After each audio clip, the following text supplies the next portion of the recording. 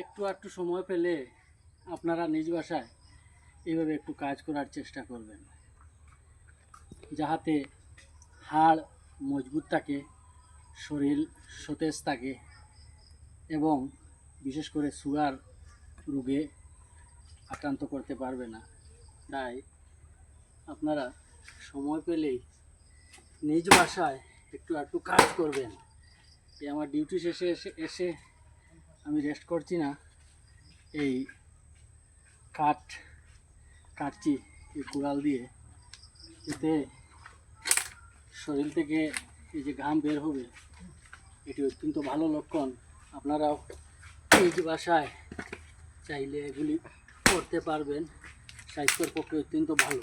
আজকালকার দিনের বিশেষ করে যুব সমাজ যারা রয়েছেন, পিছিয়ে রয়েছেন, কারণ হলো ওরা কাজকর্ম করে না, শুধুই মোবাইল নিয়ে ব্যস্ত থাকে।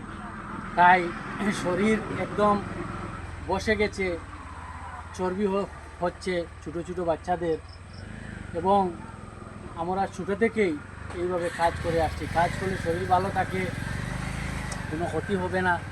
আপনারাও নিজ বাসায় এইভাবে কাজ করেন। যাই হোক, আমি আমার কাজ করি আর আপনারা সাথে থাকুন, দেখবেন। এই দেখেন।